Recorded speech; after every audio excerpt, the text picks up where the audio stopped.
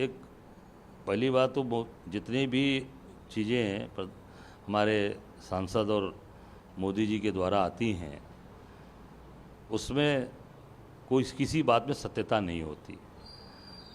आप सब जानते हैं, हम सब जानते हैं, पूरा देश जानता है कि महिला विरोधी कौन है।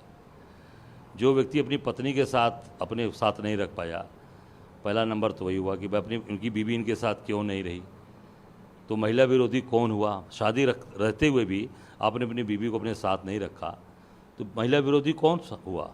शादी नहीं हुई होती तो अलग बात है, आप शादीशुदा हैं और अपनी पत्नी को आपने त्याग दिया, पहला ये हुआ।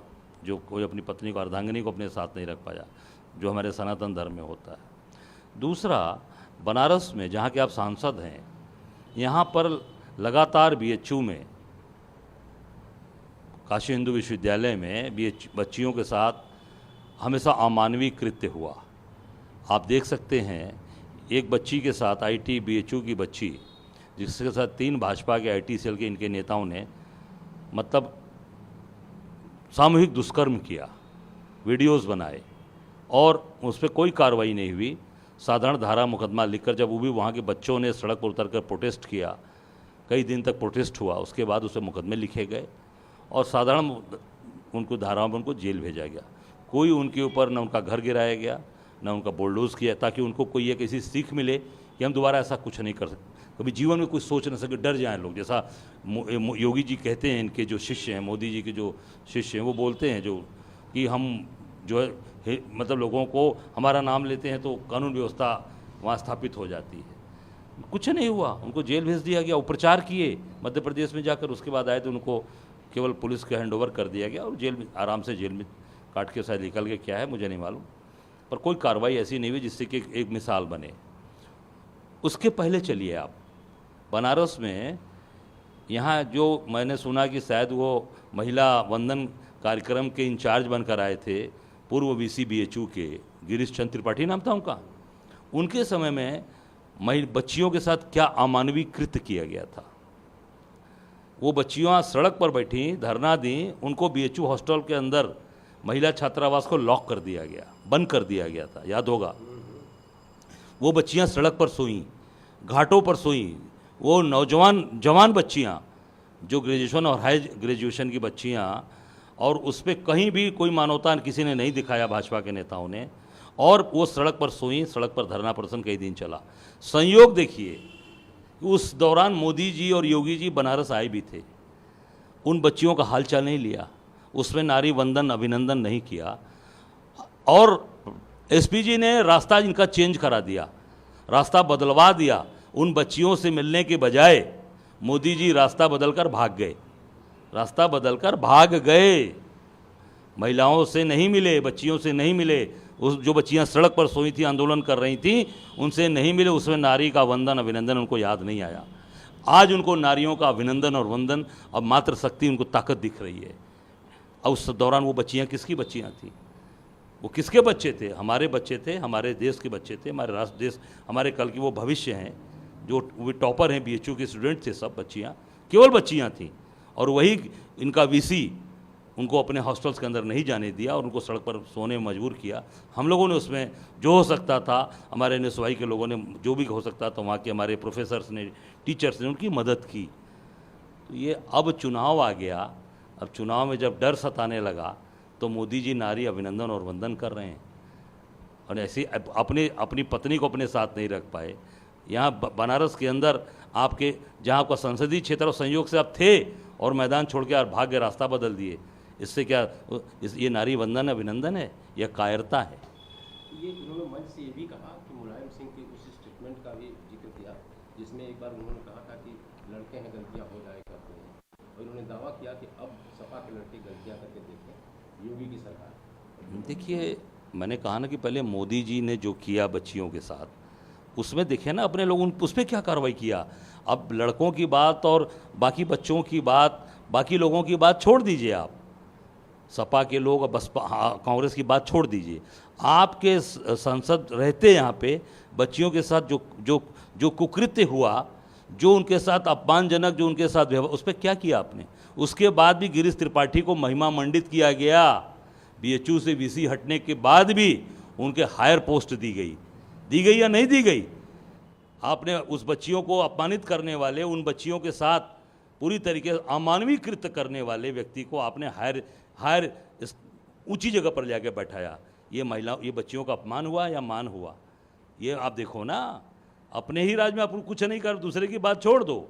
योगी जी ने क्यों नहीं उन जो बच्चियों के साथ रेप किया, तीनों भाजपा के नेता, योगी जी ने क्यों नहीं उनका घर गिरवाया? मेरा प्रश्न है, इसका जवाब दीजिए। प्रश्न पूछिए उनसे, ये बात क्यों नहीं उनका घर गिरवाया गया? केवल विपक्ष के लिए आप बुलडोजर चलवाते हो, विपक्ष के ऊपर कार्रवाई करने के लिए दिखाते हो। अपने भाजपा के नेताओं ने जिन्होंने सामूहिक बलात्कार किया, वीडियो बनाया टॉपर बच्ची का, उसका आपने कोई कार्रवाई नहीं की। ये दर्शाता है कि आप पूरी तरीके से उनसे मिले हो और अब पूरी तरीके से अपने लोगों को बचाने का काम करते हो। बनारस की जनता सब समझ चुकी है। अब लोग बोल रहे हैं ना कि निकल जा, आखिरी बार हो। लेकिन काफी भीड़ बता रहा है कि भीड़ फ्लॉप थी, पूरी फ्लॉप थी, पूरे कार्यक्रम फ्लॉप थे इनके। और देखिए, एक जुटाई हुई भीड़, एक बुलाई हुई भीड़ और स्वतः खुद से आना, दोनों में अंतर है। पूरी गाड़ियों को, बसों को लगा के, पैसे बांट के लोगों को लाया गया, मैं समझता हूँ। और उसके बाद भी भीड़ नहीं जुटी, ये क्या है? कहीं दिख रहा है बनारस में मोदी जी का आकर्षण? और सबसे बड़ी बात, इस 14 में बनारस में मोदी जी रुके थे कभी रात? एक रात भी रुके हैं? नहीं रुके हैं। 19 में चुनाव में भी, मैं 14 भी लड़ा, 19 भी लड़ा, बनारस में एक दिन भी मोदी जी रुके हैं रात को? एक दिन बताइए। क्या सोचा? इससे ये साबित हो गया कि पूरी तरीके से डर गए हैं कि चुनाव हार रहे हैं। नामांकन के पहले चलिए बात मानी जा सकती है कि नामांकन, अगले दिन नामांकन था, लेट हो जाता आने जाने में, तो हो सकता है भाई चलिए नामांकन वाली बात मान ली गई कि रात स्टे करके नामांकन आपको करना था, वो चलिए एक बात आ गई। कल आके रात को रुकना, ये तो साबित करता है कि मोदी जी पूरी तरीके से डर गए हैं, घबरा गए हैं।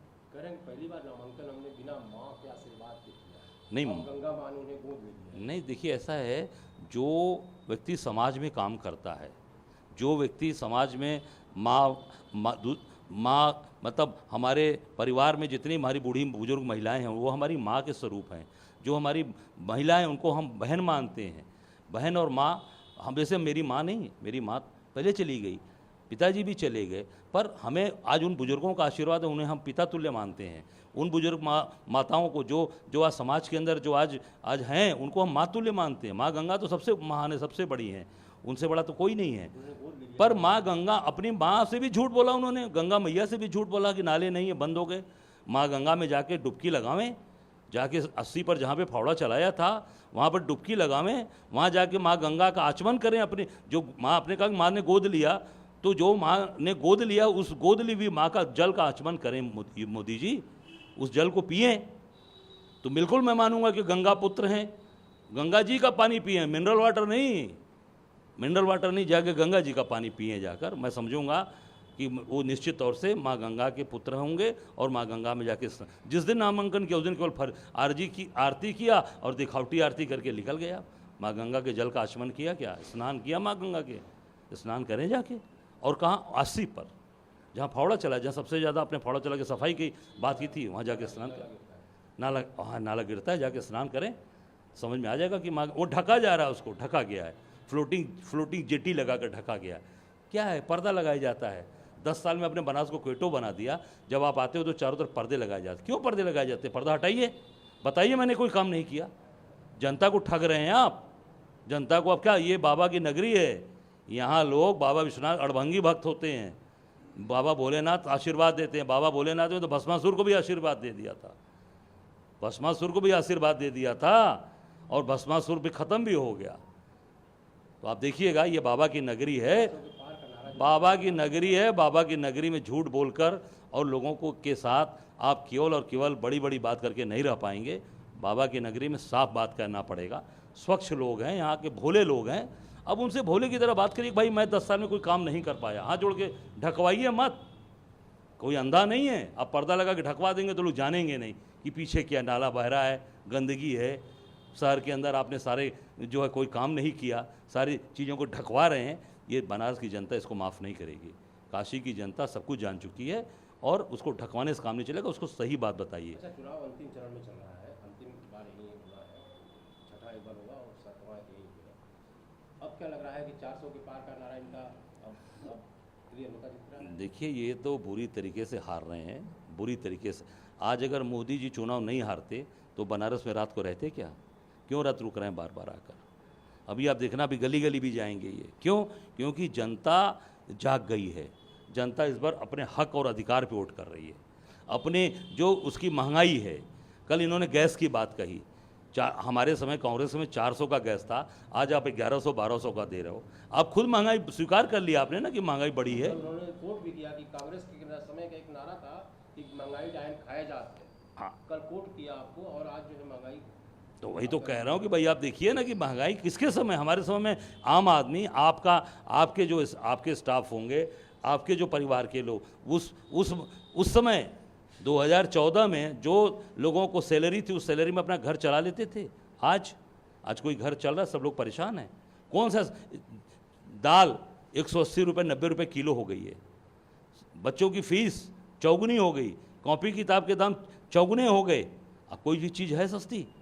कोई भी चीज़ है बता दीजिए, खाने का कोई सामान हो, कोई भी चीज़, जितनी भी चीज़ें हैं, चाहे बड़े लोगों की चाहे गरीब आदमी की, हर चीज़, चप्पल जूता सब कुछ महंगा हो गया। कपड़े, खाने, दवा, मेडिसिन, अनाप शनाप दाम हो गए, मेडिसिन के बढ़ा दिया इन्होंने। बिस्किट में चोरी कर, पार्ले के बिस्किट में पहले 5 बिस्किट आते थे, अब 3 बिस्किट आते हैं छोटे वाले में, वो 2 बिस्किट भी कम हो गए। खाद पहले 50 किलो की बोरी आती थी, 45 किलो, 5 किलो कम करा दिया। वो किसने कम करा दिया?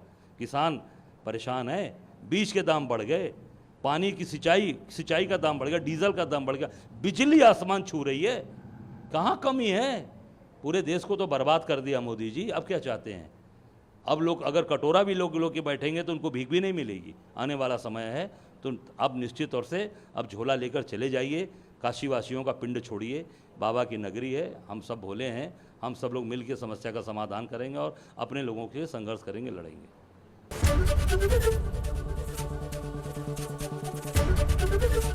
एबीपी गंगा, खबर आपकी, जुबान आपकी।